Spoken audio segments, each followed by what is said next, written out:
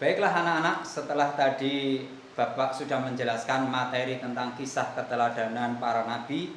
Dalam hal ini yang tadi Bapak ceritakan adalah kisah dari Nabi Yunus, yang bagaimana Nabi Yunus itu secara melarikan diri atau lari dari kaumnya, meninggalkan kaumnya, lalu akhirnya dimakan ikan.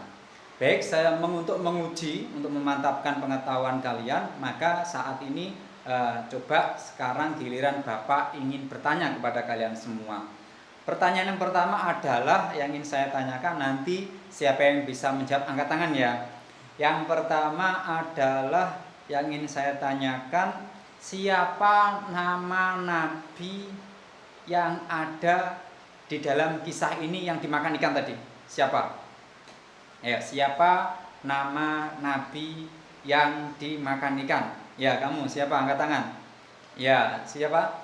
Pintar sekali, Nabi Yunus ya. Ya, Nabi Yunus adalah yang seorang nabi yang dimakan di dalam kisah itu tadi, dimakan ikan dalam kisah itu tadi.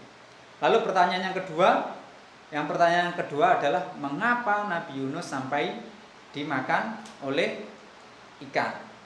Ya. Ada siapa yang bisa menjawab? Ya, kamu? Putus asa? Oh ya, baiklah. Bagus sekali jawabannya. Jadi, mengapa Nabi Yunus sampai dimakan ikan? Karena Nabi Yunus pada waktu itu marah, putus asa, lalu pergi meninggalkan kaumnya yang tidak mau diajak, yang tidak mau disuruh atau tidak mau diajak untuk beribadah, menyembah kepada Allah. Lalu Nabi Yunus pergi dan pada sampai di tengah lautan, naik kapal di tengah lautan, akhirnya dia menjeburkan ke laut lalu dimakan ikan. Lalu pertanyaan yang ketiga, nanti siapa yang bisa menjawab ini ya? Pertanyaan yang ketiga, pertanyaan yang terakhir dari Bapak. Pertanyaan yang ketiga adalah dari kisah ini, apakah pelajaran yang bisa kita petik? Ayo, apa yang kita bisa pelajari dari kisah ini? Siapa yang berani menjawab? Ya, baik, saya bawa jelaskan.